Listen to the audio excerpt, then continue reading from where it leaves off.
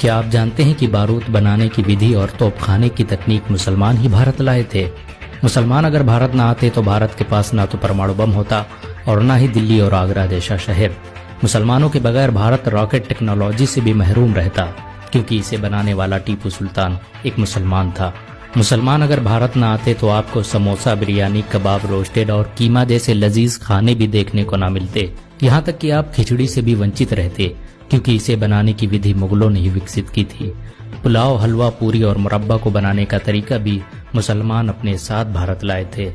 आपको ये जानकर शायद हैरानी हो कि अखंड भारत का निर्माण मुसलमानों ने ही किया था। देश के तिरंगे झंडे को डिजाइन करने वाली महिला सुरैया तैयब जी एक मुसलमान थी।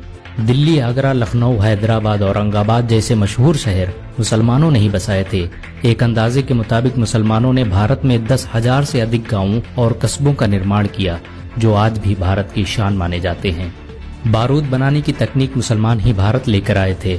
भारत में सबसे पहले तोपखाना का निर्माण और तोप का इस्तेमाल मुगल बादशाह बाबर ने किया था। मुर्शिदाबाद, बीजापुर, तंजौर जैसे शहरों में मुसलमानों ने ही सबसे पहले शस्त्र बनाने के कारखाने स्थापित किए। ये भारत के पहले कारखाने थे जहां पर बंदूकों, तोपों और रॉकेटों का निर्माण किया जाता था। मुसलमानों के आने से पहले भारतीयों को बंदूक बनाने की तकनीक के बारे में कोई अंदाजा नहीं था। अगर मुसलमान भारत न आते तो यहाँ के लोग सदियों तक इस टेक्नोलॉजी से वंचित रह जाते। आपको ये जानकर हैरानी होगी कि खजूर, फूल गोभी, नींबू, धनिया, सेब, संतरा इत्यादि के पेड़ मुसलमान ही भारत लाए थे। मुसलमानों ने ही भारत में सबसे पहले इनकी खेती प्रारंभ की, जो बाद में भारत की प्रमुख फसलें बन गईं। बहुत कम लोग जानते हैं कि साबुन का आविष्कार सबसे पहले मुसलमानों ने ही किया था, और जब तुर्की के मुसलमान भारत में दाखिल हुए तो उनके साथ ये तकनीक भी भारत आ गई और धीरे धीरे साबुन का इस्तेमाल पूरे भारत में होने लगा। मुसलमानों के आने से पहले भारत के लोग रेत का इस्तेमाल करते थे। दुनिया के 7 अजूबों में भारत के ताजमहल का नाम भी आता है, जिसका निर्माण शाहजहां ने करवाया था। अगर मुसलमान भारत न आते तो भारत एक अंतर्राष्ट्रीय पहचान से महरूम हो जाता। मुस्लिम शासकों ने भारत में 6 लाख से भी अधिक इमारतें बनवाई, जिनसे हर साल भारत सरकार अरबों रुपये की कमाई करती है। इन सभी जमीनों का लेखा जोखा वक्फ बोर्ड रखता है। सिर्फ ताजमहल से ही भारत की हर साल अरबों रुपये की कमाई होती है।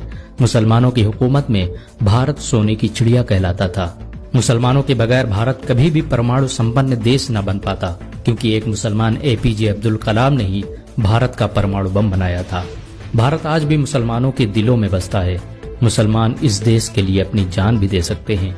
अगर एक मुसलमान होने के नाते आपको गर्व महसूस हुआ हो तो इस वीडियो को लाइक और शेयर जरूर करें। ऐसी और वीडियो को देखने के लिए हमारे चैनल को सब्सक्राइब करें, घंटा जरूर दबाएं। अगर आप यह वीडियो फेसबुक पर देख रहे हैं तो हमारे पेज इंडियन मुस्लिम्स को जरूर लाइक करें।